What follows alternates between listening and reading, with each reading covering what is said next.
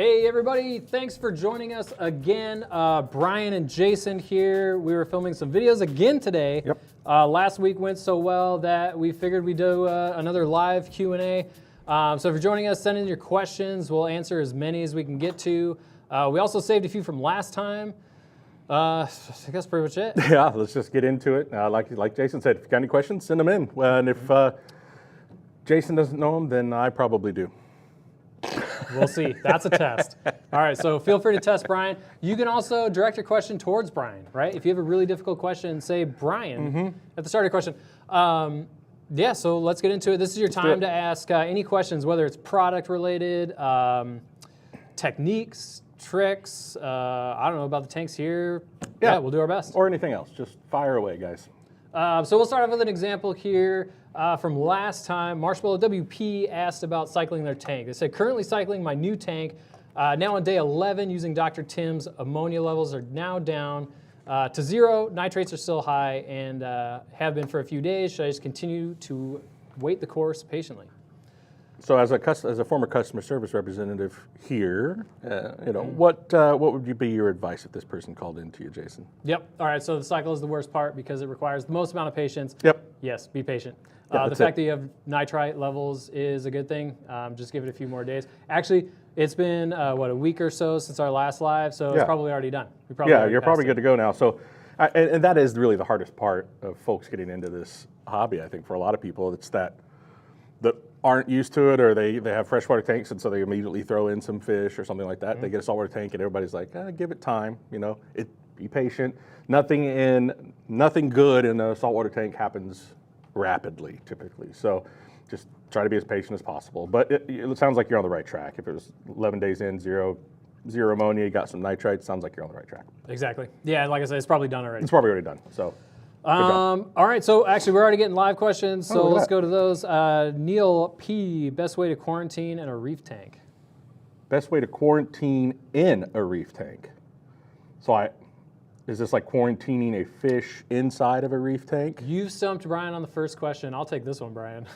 That's okay though. So we don't recommend quarantining in a reef tank. Set up a separate tank. It's kind of a pain, right? Because now you're going from one aquarium to two. But something as simple as like a 20-gallon you have laying around is really just the way to do it, because the medications you don't want to mix for quarantining in your display tank. Yeah, it's something that I've done for quarantine tanks, just kind of handy. I'll take if I do automatic water changes, so whatever that is, 1,000 milliliters a day or whatever it's going to be, depending on the size of the tank, I'll have that effluent go into a smaller tank, like a 20-gallon tank, and keep it filtered as well. But then all that water then gets drained out once that's full, and so I use that as a quarantine. So I can put stuff in there, and it's never going to make it back into my main aquarium, but it's the same water, basically coming out of it. So it's kind of handy. But yeah, don't try to quarantine things in your tank. There's really not a way to do it. That sort of just defeats the purpose. All right. So Neil, the first one to stump Brian. Great job. Good job. Again, the goal today is to stump Brian. So feel free to put Brian at the beginning of your question and make it as hard as you can. Glass City Aquatics says, what's up, guys? What's up, Glass City Aquatics? Thank you for watching. Everybody, thanks for asking questions. We had a ton of fun last time. It's really the only reason we're doing this again. We didn't know what to expect, and we got a bunch of really good questions, so thank you. Richard R., how you guys doing? Have a question about, do you know if any solution to digitot hydroids? Digitot hydroids. So a lot of it's going to be, honestly, manual removal of them. If you see them, they can spread really quickly.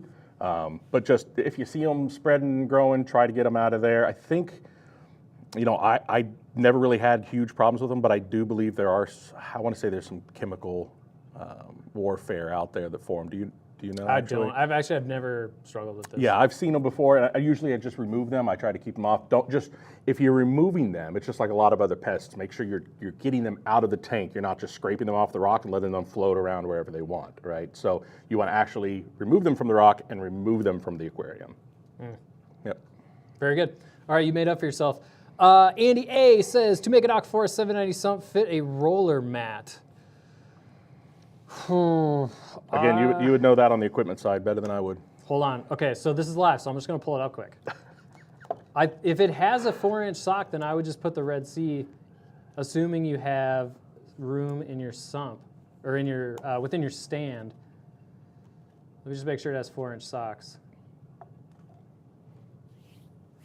That's the only thing I can think of. So take a look at the Red Sea Nano Roller Mat because these do look like 4-inch socks, and it looks like there's probably enough clearance. So just check the dimensions, but that would be my choice, assuming it fits. I don't think there's anything else small that would fit like that. Maybe the Innovative Marine. So Red Sea Nano or the new Innovative Marine one. There you go.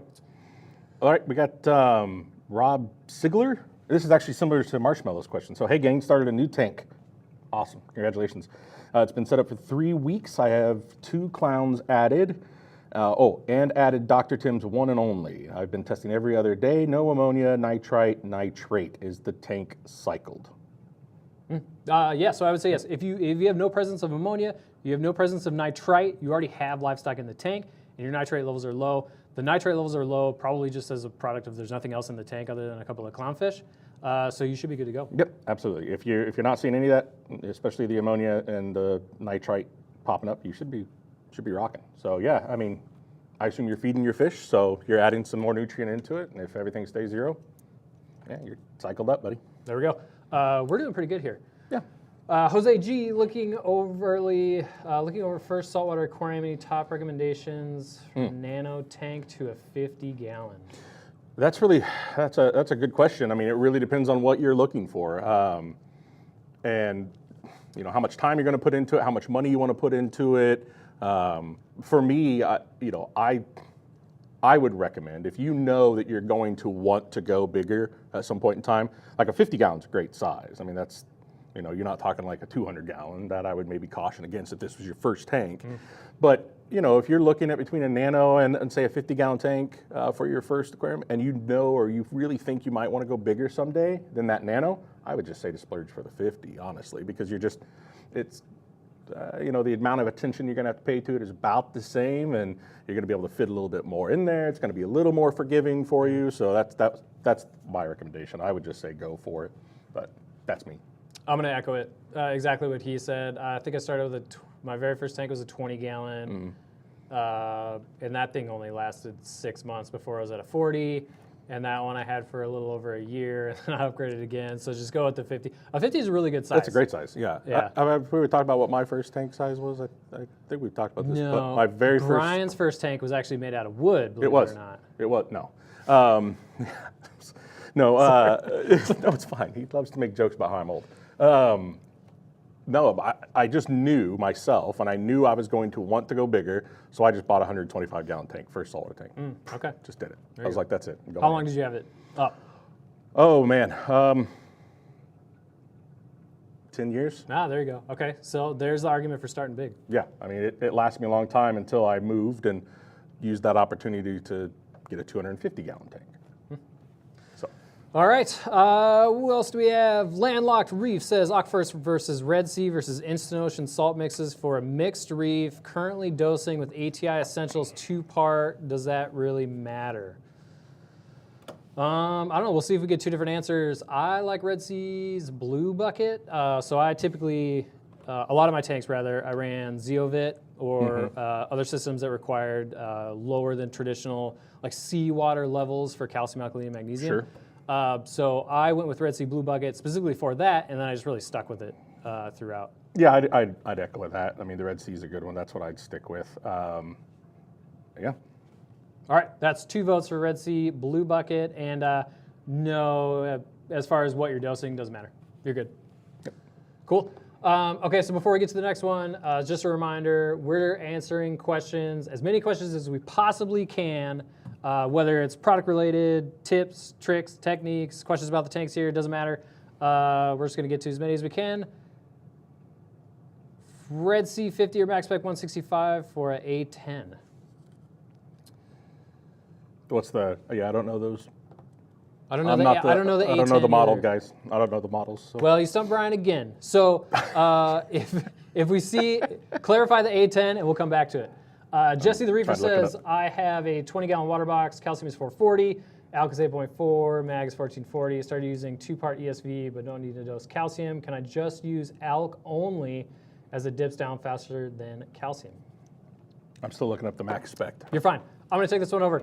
So it's typically, or it's not typical, rather, that your calcium and alkaline will be used at different rates. But if you're testing and you maybe verified that test, my first step would probably, if it's consistent, I would use another test kit to verify that it's actually off. And then, yeah, there's no problem with dosing a little more alkalinity or calcium to get the level where you want them. Vincent P., what is your best recommendation for a 180-gallon size tank and stand that is budget friendly? For a what size tank? 180, budget friendly. For a tank and a stand. If you're going budget friendly, I mean, you could just do the classic. I mean, the base size. I think there's a 180 base size aquarium, right? That like an Aquarium makes, right? But then of course you're going to have to do some work with overflows, external overflows and things like that. But I mean, on a budget, and then do what I used to do. I guess for stands, I used to just build my own out of some 2x4s and paint up some plywood or whatever over it. Or if you've got a friend that's handy with welding, do a nice steel frame and get some powder coating on it or something. But all those are good budget options. Yeah, I would agree. There's not a lot of good stands for standard aquarium sizes. No, they're always the particle board stuff, and it's very very cheap and flimsy. I would just recommend getting some 2x4s and nailing those things together. Yeah, if you're handy. I built the stand for my 40 breeder. Yeah. And I made this. So my biggest pet peeve is the open stands. Whether you have a sump or not, it's just, in my opinion, really tacky to have the tank up there and then like an open below it. So rather than putting doors on mine, because I'm like semi-handy, I just put a plywood piece with magnets so I could pop all the way off. Yeah. Yep, exactly. Like a shroud over it, right? Yeah. So if you're halfway handy, just simplify it. Yeah, gotcha. So yeah, and I've seen some cases where that open stand bottom has looked really good. It just kind of depends on people keep everything nice and tidy down there. Again, depends on the reefer that you are, but yeah, I mean, just if you're handy at all. If you're not, get a buddy that is. Everybody's got that one guy that knows how to do all that stuff. So find him and have him help you make a stand. There you go. All right, who do we have next? John W. What's the best RAS for my mixed reef? Are we gonna say it on 3? 1, 2, 3, 6 line. 6 line. There you go. Yeah. I figured it was gonna be the exact same. Yeah, I mean, it depends on the size too of the mixed reef tank, but I mean, for me, a 6 line has its place in just about every tank. I mean, they're just cool fish. I mean, if you've got a smaller tank, something like a cryptic or a possum wrasse, a smaller tank, a cryptic, possum wrasse, and even a larger tank, those are really cool fish. They might just get lost to you in there. Yep. But still going to be really fun to have in there. I love that. Looking in there every now and then and knowing there's a fish in there and not getting to see him all the time, and that he, zips through the rock structure. You're like, there he is, So, yeah, but yeah, 6 lines all the way. There you have it. No other way. They're colorful. They're cool looking. They're utilitarian. 6 line RAS. Easy to keep. Katrina B. How do I know when my tank is ready for an anemone? I mean, great question. If you're able to keep, if you're having success with, say coral and different variety of fishes in your aquarium, you're probably okay with anemone. The key thing with anemones is they're a different animal, right? They're I guess a different beast to work with, right? Because it just acclimating them, all that stuff is going to take a different amount of time. It's not going to be like dropping a fish in your tank. They're not as forgiving, and you got to remember too, this isn't like a coral where you're going to stick it in there and it's going to stay where it is. And if it doesn't like where it's at, you have to move it. This thing's just going to move if it doesn't like where it's at. Yep. And I've had them get lost and die even in an aquarium, and then that causes all kinds of havoc. So, how do you know if you're ready for an anemone? One, you're keeping a lot of other reef, in my opinion, a lot of other reef creatures successfully, and you understand and are okay with the pros and cons of potentially having one and losing one. Right? Yeah, so the worst case scenario is that you add one and you lose it because this, separately from a coral, this is an invertebrate. So if it dies, it has the potential to pollute your tank. Yeah, and it will, especially if it's a small tank, it will kill everything. So what I would say is if you're on the edge but you think that you're ready, just make sure you don't add any other fish or anything that would add excess bioload to the tank. Give it a couple of weeks to a month, and then assuming it's still healthy, then go ahead and keep building the tank out. Right, and if you've got a, one of those isolation boxes, for like catching fish, you can put them in one of those and just kind of have it on the bottom of the aquarium, and make sure he's going to do okay, because then you can keep an eye out if he starts to fade or wither. You can just yank that whole thing out of there, right? As opposed to having to dig him off of the rock structure. So you can do that. Make sure he does okay in there. Then once he gets acclimated and he seems like he's okay, you can release him into the aquarium. Sure.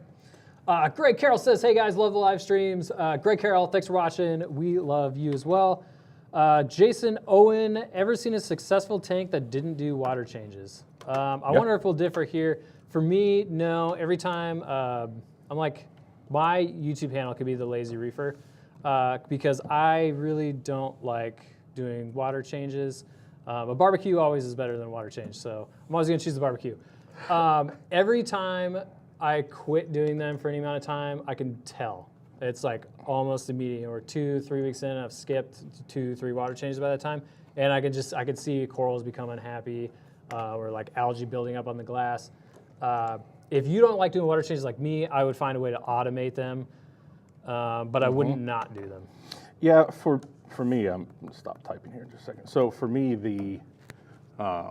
it really just it depends. And again, and you see it all the time. We talk about it a lot, and it's pretty much just known fact now that the best thing for your reef aquarium and for saltwater tanks is stability, right? So keep making sure you're doing everything the same, right? If you're not doing water changes, if you're doing water changes every 6 months, fine. Keep doing them every 6 months. If you're doing it every month, fine, keep doing it every month, right? You start changing things that you're doing to your aquarium, and you're going to see, like you said, you start to notice, right? Yep. So you notice if you miss water changes. I've had aquariums where I've, straight up, never changed water in years, right? I just let it rock and roll, and they do just fine. But there are certain things that I just come to understand in it, right? There are certain things that I won't want to keep in there, or there are certain drawbacks to it, but, I think it's just a stability thing. If you're doing water changes regularly and you miss one, you're going to see effects. If you're not doing water changes and then you start doing them, you may see effects. So good or bad. So that was a really good question then. Feel free to open the debate in the chat if you've had success or not, because it sounds like Brian's had more than I have. Yeah. Right on. All right, here's a reminder. Brian and I were filming some videos today not last week, 2 weeks ago. We were like, hey, let's do a live stream and just answer some questions. We had a ton of fun with it, so we're doing it again. So feel free to put the questions in the chat. We're gonna get through as many as we can. So I wanna go back to, what is it, Hayes SP58, Hayes? The Red Sea 50 of the max spec 165 question for an A10, which is a 12-gallon nano setup, right? So I apologize. I had to look all those up. I'm not as familiar with all of the model names, but the A10 is 12-gallon nano, great. So you're looking at a light for those, right? So the Red Sea 50 or the max spec 165. Now, for me personally, I would go with, and I haven't used them, but just knowing about this is tough too. It really just does depend, but seeing how the Red Seas, the light that they put out, it's very spot based. It's very one single source. Yep. I would go with the max spec. It's going to give you a little bit more spread on that light, more consistent over the. If those are the two you're looking at, are there better options? Yeah, but if you're looking at those two, I'd probably swing toward the max spec. I'm going to be honest with you. Yep. So I'll say the same thing. Max spec 165 for the exact same reasons. You have a lot more spread out coverage, but those are both super overkill for a 12-gallon. So if you're really looking for between both those, like you're going to spend all this money on the light, and you're probably running like 30-40% at most, even for an SPS tank of this size. Yep. I would look at probably like a smaller Kessel's potential alternatives, or Reef Breeder's got some really cool nano lights. So between the two, we both think the 165, but you could probably save a little money and then use more of a more affordable light. Sure, yeah. John Williams says, I'm doing all for Reef. What are some things I should be looking out for? I'm doing all for Reef. What are some things I should be looking out for? So, just keep testing your water and making sure the parameters are where you want them. And if things aren't getting, you're not getting the calcium level you need or the magnesium level you need or certain trace elements that you're trying to acquire, to keep at a certain, if you're not hitting those, then that's what you need to look out for, right? Nothing in particular. I've never heard of any issues that people are having with all for Reef where it's like, oh, watch out for this. Yep. Just dose accordingly to your tank volume and keep an eye on your parameters. Yeah, I agree. Just one of the simplest methods for dosing. There's really nothing to look out for. It's awesome. If levels are off, like way off, you can use really any 2-part to adjust, or I would just do a couple extra water changes to level it out. Yep. But yeah, easy peasy. Renee D, BRS, any advice on keeping queen triggerfish? This one is for Brian. Yeah, so queen triggerfish, just like any other, triggerfish, sorry. It's just knowing what it's going to do in your aquarium. Right now, the queen, there are very few triggers that you can actually, like a blue jaw or something like that, you can have in a reef tank. Most of these guys aren't reef friendly. They're going to eat just about anything they can. They're kind of like really big, pretty piranhas, right? So just know that. I mean, know what you're going to be able to put in there with it. If you're like, oh, I love shrimp and crabs and stuff, it's not going to work out for you, right?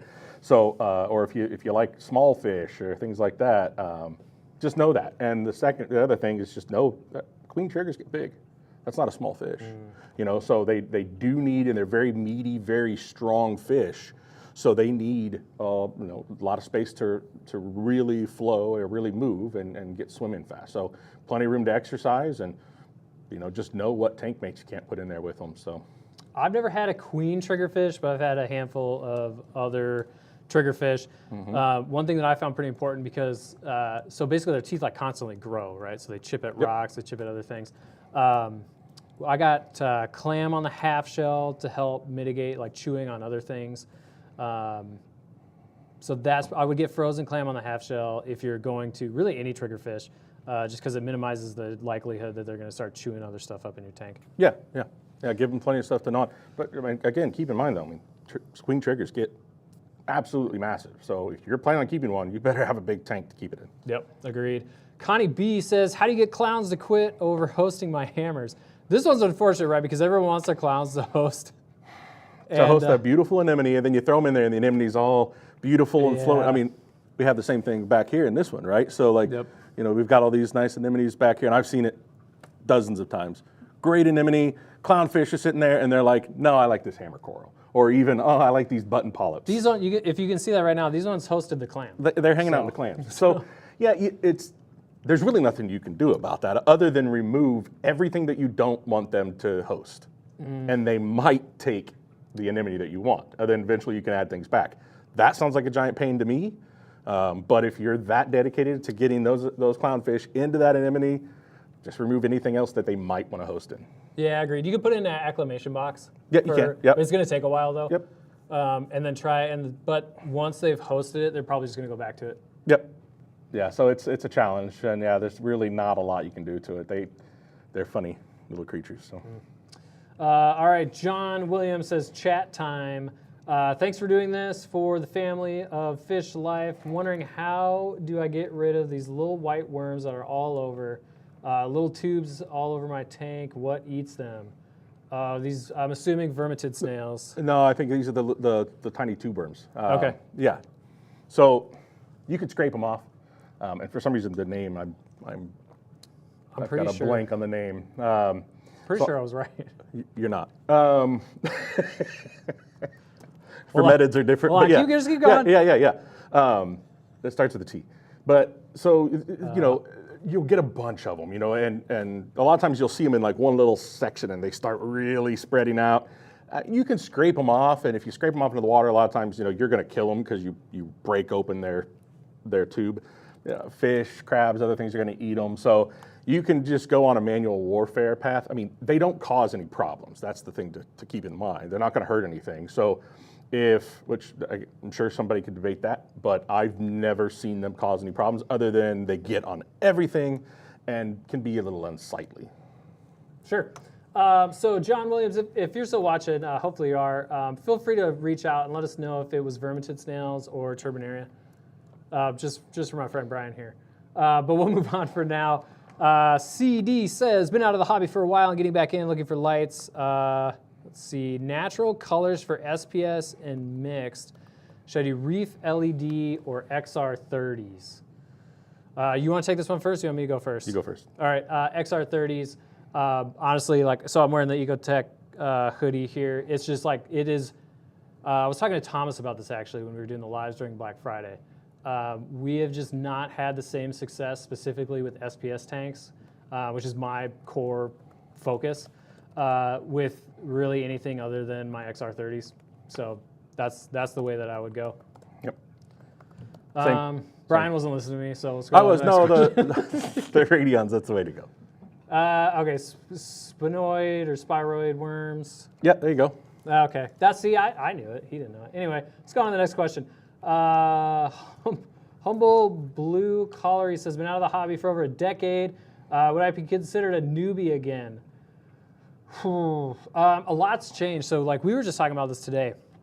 We were talking about how like when we first started the hobby, everyone was like, don't use canister filters, don't do this, don't do that. And a lot of that's changed. So I wouldn't necessarily say a newbie, but I would update, do some more research before you dive back in because a lot has changed. Yeah, I've taken breaks as well, and you know, in that time, yeah, you come back, and what I find I lost is really just like that, like what's the best model of this or the model of that, you know. So it's really just some of the specific names of things, or just, you know, I know at one point I took like a few years, and then they started naming corals, like giving funny names to all the coral. Brian's been reefing since before corals had names. They had scientific names, right? It was like Acropora millipora, right? It wasn't like, you know, Donnie's flaming blue something, you know, I don't know. Sure, whatever, that was a good recovery.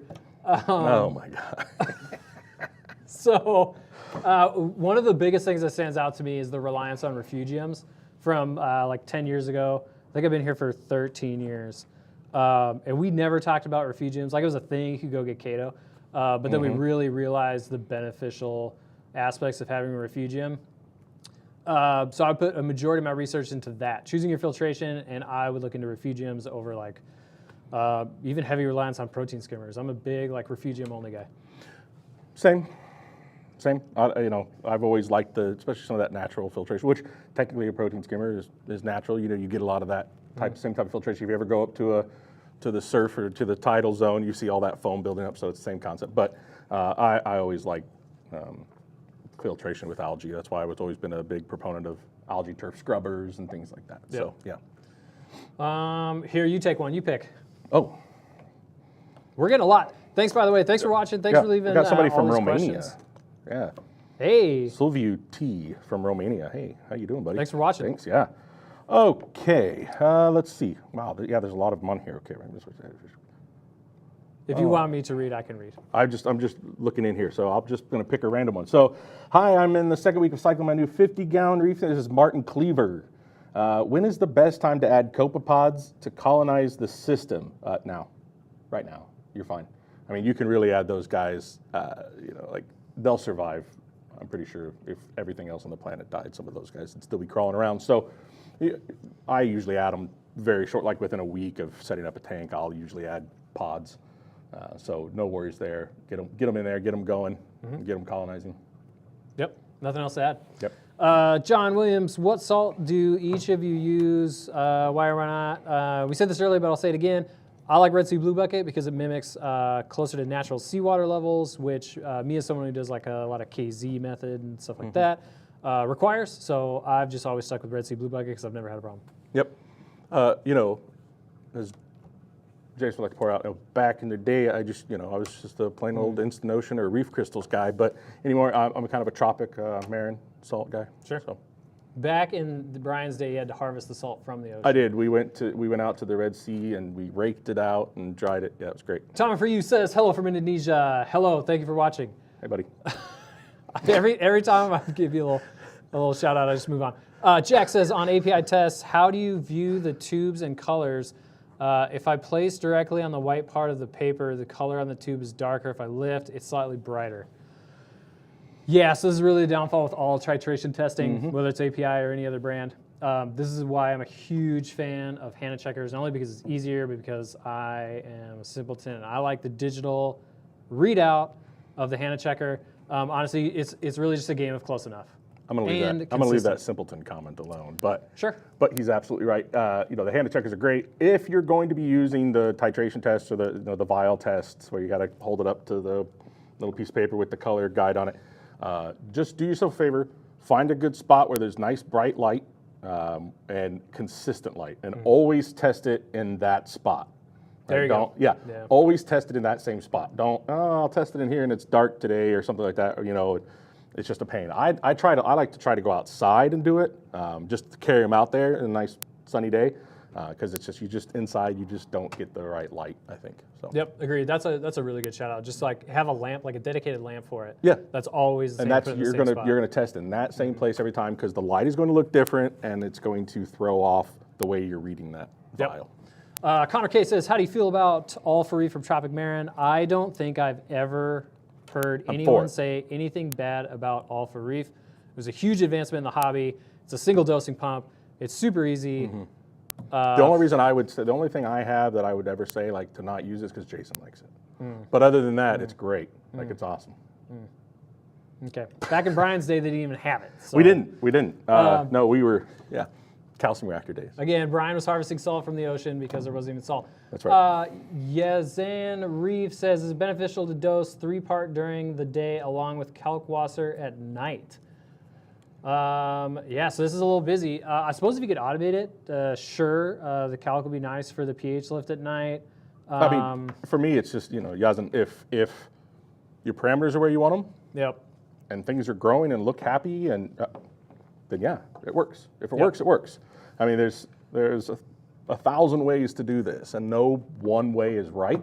It's just what works for you and what you like, and if it's giving you the results that you're looking for and that you desire, go for it. That's what you need to be doing. Yeah, it might be a little. So like Brian and I, we're pretty consistently like we like to keep it simple. Yeah.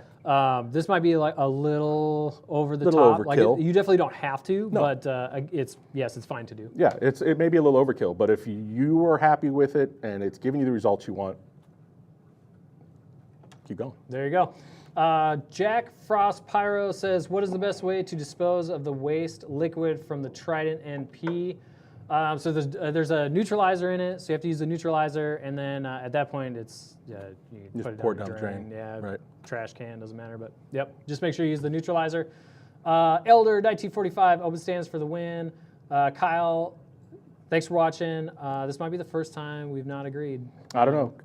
I think Elder 1945's got the right idea. If you can keep it looking nice, like I said, I've seen folks that have, the colored plumbing like the Red Sea systems do and things like that. It looks awesome with the open stands. So.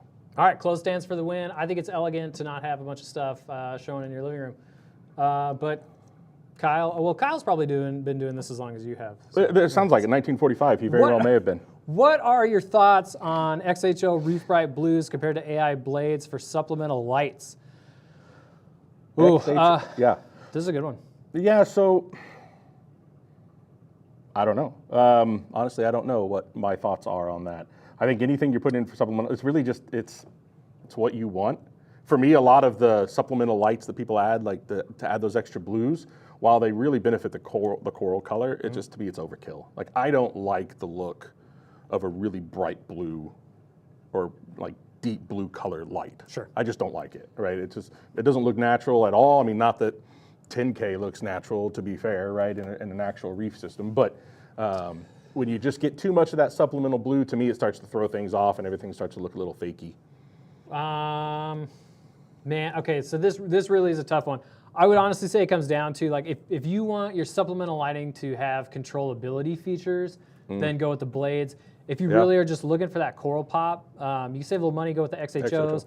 Plus, they have the nice mounting if you're using it with like AI Architect lights. They have the mounts that mount to the light, the XHO dedicated mounts. So yeah, controllable, yes, go with the blades. Controllable, don't care, go with the XHOs. Yeah, if you want to hear another back in my day, it was 400 watt halides with VHO. See, I'm still a halide fan. Oh, that'd be a great question. Like, because there are a lot of people out there, like when you talk about comparing lights, and I've seen all these videos, we're going to divert from questions for just a second. But when you see there's a lot of videos out there talking about different types of lights and what you would recommend. It gets easily sidetracked. Yeah, we do. We just, something shiny over here. So, LEDs have come a long way. They're fantastic. And they're versatile and they're controllable. They're awesome, right? But still, I'm going to tell you, for my money, I mean, just the way it looks, gosh, I've never seen growth on coral like you get out of a metal halide light. Personally. Yes, yeah. I think it depends. I mean, and like I said, the LEDs come a long way, but I still love halides. I love the way they look. Just like, I mean, I'd probably never put them on a tank again because they're hot and expensive. But that's the problem. Is halides, like, they're so hot that they'll burn you. Oh yeah. And you can't. Here's the like the real reason is you can't find these anymore. Like, there used to be these really nice Phoenix bulbs that were really nice, crisp blue. I loved them. I used to use the bulbs I used to use 10K. Like I think they were XM. Yeah, but they came like in and out of availability, and then you just couldn't find them at all for a while. There's just like, at this point, it's archaic technology that will likely never come back because LEDs have taken over. And cost, heat, all that stuff. It's just, you know, you had to have the big ballasts to run them, and like yeah, they're it's just so not worth hot it. It would heat up my living room. Oh yeah, I used to have I had an exhaust fan blowing out of my hood going and nobody outside. Wants that. No, yeah, it's just a pain, but. Man, did they work well. All right, John S. We're going to try to get to as many as we can. John S. says, is it possible to set up a tank naturally, allowing it to be its own ecosystem? Yeah, it is. I mean, you're going to be limited. It's just like anything else. If you're creating, especially, and it depends, like, are you saying like a closed system, right? Are you going to actually like seal this up like one of those little terrariums, right? That is just like closed up. Sure, you can. I mean, there's a lot of things that aren't going to grow in it very well, but you could do it.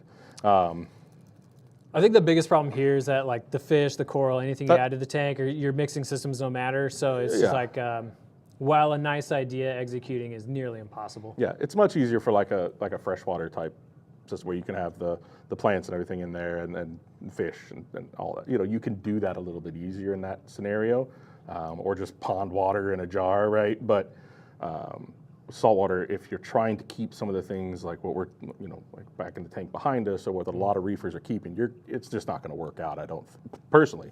There may be people out there doing it. If so, I'd love to see some comments and links about it so I can go check it out. Yeah, definitely. I just don't think so.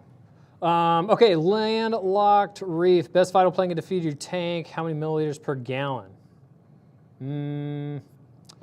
It's been a while since I've fed live phytoplankton, although I highly recommend it, and a lot of us do it here. How many per gallon? They all usually give a starting point per gallon. Yeah, I don't know honestly, I don't know the milliliter per gallon would be on this, and it's going to depend too on your livestock load, you know, the bio load you have. If you've got a lot of really strong filter feeders, you know, you're going to probably want to put a little bit more in there. But best phytoplankton, I mean, there's a lot of really great sources out there. I think Algae Barn is a solid one to just order them from, and it comes in a nice little dosable, you know, squeezy container. Yep. So I don't even know what you'd call that, but that's one I use. Yeah, Algae Barn is good just from pure consistency. Yeah. So it's typically always available, and it's always very similar. Yep. So we always talk about consistency is key. I'd probably just go with Algae Barn for that reason. Right. So what do we got? Silvu T. What food has more NO3 but low PO4? So frozen food in general has less phosphate, a lot less fillers, things like that. So if your concern is phosphate, frozen food. There you go. That's it. That's about it. Here, you take this one. Jack Frost Pyro Do. Oh, sorry, it's all one word there. Jack Frost Pyro. It's interesting. So do you guys know where I can source large white plastic tanks for a large frag tank like the ones WWC uses? Thank you, guys. Yeah, so typically those are fiberglass that somebody has custom made. So if you find yourself a fiberglass maker, or I mean, honestly, if you want to just really go for it, you can get fiberglass resin and all that and make your own. Super messy, not cool. There's a lot of places you can go and you can go online and find these. I don't know of anything right off the top of my head, but you can do a scour of the internet and you can find places that will custom make stuff like that for you. So do a search on that. Other than that, like I've used agricultural bins before as well. So, you know, like the big feeding troughs or watering troughs that they use for livestock and stuff, those work as well. So, yeah. Right on. All right. Again, we're trying to get to as many as we can. Thanks for everyone for watching. Thanks for putting the questions in the chat. Was this Dom Slug? I don't know. It's really hard to pronounce some of these. Would you get the all-in-one Hanna Master Tester or the separate ones? I would get the separate ones. I would get the separate ones because honestly, there's just some things I don't need to check, or if I'm really just trying to focus on one thing, like I've had trouble with this recently and I want to just test it every day, I don't necessarily want to test everything every day. Yep. So I would just grab that one that I need and really like, oh, my nitrates are higher, my phosphates are high, and I'm working on getting them down, or vice versa, trying to get them up, whatever it is. I would check those regularly, and I don't want to have to worry about all the other stuff. Yeah, Brian and I have the same viewpoint where we don't want to spend more money than we have to. No. And I'm already in, I like to tinker with new equipment. So if I'm testing 3 key things, I don't want to invest in more tests that I'm not consistently using. Yep. Okay, Zach Gruters, 30-gallon long AIO tank with 2 clowns and an orchid dotty back. I really want to add a pistol shrimp goby along with McCosker's flasher wrasse. What is your opinion as long as tank parameters look good? As long as your tank parameters look good, you're good to go. I mean, that's a great combo, actually. I mean, for a 30-gallon tank, you're doing pretty well. If you really wanted to, you could probably get more in there at some point in time. But, I mean, the pistol shrimp goby, I mean, those things don't take up much room or produce that much nutrient in the end of the day, and they're just so cool. I love pistol shrimp goby combos. I put one in every tank I've ever set up, I think. Yep. Mixed reef anyway. Always a goby and a pistol shrimp. So great add. McCosker's is going to add some really nice movement and color. Yeah, it's a good combo. I have nothing to add. That was the perfect answer. Yeah. Yes, agreed on all fronts. We got John Williams again. I purchased some used Gen 3 XR30s. Any downfall for doing so? I'm going to Gen 6 when I get the money. Thanks for all the history lesson 2. Make me a better reefer. John, thanks for all the questions. You're definitely number 1 here in participation. Yeah, you're the man. No, I don't think any downfall. From the Gen 3 to the Gen 6, there's been a lot of improvements as far as overall look. So I think when you do decide to upgrade, you'll be really happy with the decision. But yeah. If you're getting something like that, you bought some used Gen 3, I mean, go for it, man. Especially if that's where your price point is right now. I mean, I was a rubber band and barbed wire kind of guy, or duct tape and banding wire kind of reefer, you know, back in when I first started. Super cheap, broke, all that back in the day. So, I mean, you know, you can use whatever you want, especially if you can get stuff for cheap that works great. Use it, save up your money, get that one you want. But you don't have to rush into getting the best there is.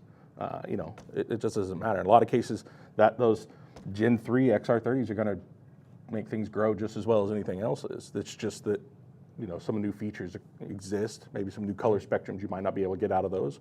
But yeah, great buy probably. I mean, there we go. John Williams again. John, thank you for watching. Thanks for all the questions. Everybody, thank you for watching and for all the questions. John says, will a harlequin shrimp survive without a starfish? I love them, but I don't have those starfish. They love and they eat regular stuff. No. Agreed. No. So I had one for a while. I had to go get chocolate chip starfish, and honestly, it became a pretty big pain. It's also like, in theory, it's cool, right? But when you're watching it, it's a different experience because they eat the starfish slowly. Yeah. So yeah, it's just, I don't know. They're very beautiful, and this is a problem that I've seen a lot with specimen. You know, if somebody's going to buy something like that, it's a specimen. You have to know what you're going to get invested into. You have to continue to buy food for those things. In this case, starfish. They won't eat anything else. Yep. They're just not going to. So, you know, yeah, if you're not ready for that sort of commitment, then don't get yourself a harlequin shrimp. Mikey Colon, full spectrum or actinic light? I kind of answered this a while ago. I'm a full spectrum guy. Same. Yep. Done. Moving on. Good job.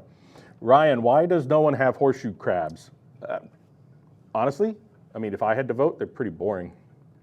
They dig themselves down in the sand all the time, and then that's it. I mean, you can find them sometimes in some local fish stores because people will get them randomly. They're just gonna. It's like a sand sifting starfish. They bury themselves down there, then they're gone. You know, and they do get huge, and they eat whatever they want. So it's kind of a scavenger. So yeah, they're just not really a great reef tank. Agreed. Added. Yep. Nothing else to say. 3D print dude. Can I run a saltwater tank on tap water? Chris, what's up? Thanks for watching. Here's the deal with this one. So when I very first time, my very first tank, I read everyone says get RO, get RO, get RO, get RO, and I was like, nah, I don't need to get RO. And I ran on tap water, and I had like constant problems with the first 6 months of that tank until I finally invested in an RO system, and those things cleared up over the next couple of months. Is it possible? Yeah. Sure. I would say especially for new hobbyists, you don't necessarily have to get an RO unit, but use like distilled water from your grocery store. Use filtered water. It's going to save you a huge headache. It's going to prevent you from just wanting to tear the whole thing down in a couple of months. It's all about just knowing what's going into your tank. If you're using and never use, if you're on a city water system, never use that because they've usually added something to it, chlorine and other additives. But if it's well water, you just never know what's in there, right? And so having a reef tank, a lot of times it's about control and knowing the chemical parameters of what's going on in your water. So if you're just adding tap water to it, you're throwing that off. So yeah, and that also makes it hard to give us a consistent answer too. It's like some people are on well water, some people have chloramine, some people have chlorine. Phosphate levels are different. It's just and some well water is probably fine, really, but no guarantee. And there could be some really high minerals too. Yeah, could be really high iron and other minerals in there that you just don't want. So probably not a good idea. Yeah, if you don't have the money for an RO system right now, go with distilled water, but get yourself a couple of those big water jugs, go to the store and fill it up. Yeah, stay away from the tap. Manic Maul says, hey BRS, I have a problem. Small hydroids all over my rock. I heard fenbendazole, but I have a pistol shrimp. Any recommendations? Again, I think we had a question about this. There you go. There's the chemical warfare I mentioned earlier. But it's manual removal. And just make sure that they're getting out of the aquarium, so you just keep fighting them back, and eventually, hopefully you can win the battle. Yep, that's about it. Also, Jody W says, best testing options for a 110 gallon, currently manually testing, but considering HANA checkers. We talked on this earlier. Yeah, I mean. They're awesome. Yeah, once you get a HANA checker, then the rest of your tests you get. You're like, why did I ever get those? Yeah, especially like the alkalinity is quick. There's digital readout. I'm half blind, so I don't like doing the titration color tests. All the way. It doesn't matter on the size of the tank either, but you will not regret the HANA checkers. Do we have any more? JB. Been out of the hobby for a few years, but I'm getting back 2 AI Vega LEDs for my 90 gallon. That's going way back. Can I still be successful with these, or would you replace the lights? Yeah, I mean, you can still be successful. It depends on what you're trying to do, right? If you're trying to match what some of these big guys like WWC and things are doing with their corals in that color, no, probably not, right? But if you're just trying to grow like a mixed reef, something like this, then yeah, it's going to work great. I mean, to be fair, if you're just going to if you wanted to have success on a saltwater tank, you put an incandescent light over the thing. It's going to work. Sure. You're just not going to be able to grow coral. So it just depends, right? It's what you're trying to achieve. Yeah, as far as getting back in, I'd throw them up for now. Yeah, then if you decide you want to upgrade for whatever reason, whether it's controllability changes or the spectral changes over the years, these are fairly old lights, but in their day were awesome. Yeah. So there's absolutely nothing wrong with them. A lot has changed, but go for it. Especially if you've been out for a while and you just want to get back in, use those lights. Yep. There's John Shane. I have a 125 gallon, clean it once a week, have 4 fish, cannot control the algae. Is it wise to do a hang on the back sump? Nitrate always skyrockets, no phosphate, can't handle phosphate. So hang on the back, probably a hang on the back refugium. But I would add one. Yeah, if you're having trouble. If you got those fish, depends on what the fish are, but my guess is if you're having a lot of algae control problems, and it depends on the algae too, some grow with really low nutrient levels, but you're overfeeding, so maybe look real hard at your feeding regimen and make sure that you're not overfeeding, and then, you're wasting a lot of food. And then, adding a hang on the back refugium's a great option. It's always gonna help you, with stability and keeping some of those excess nutrients down. There we go. All right, well, this is super fun again. If you enjoyed it, make sure to let us know in the comments so Brian and I can keep coming doing this. I'm sure we'll do it again at least one more time, so we will see you next time. Thanks, guys.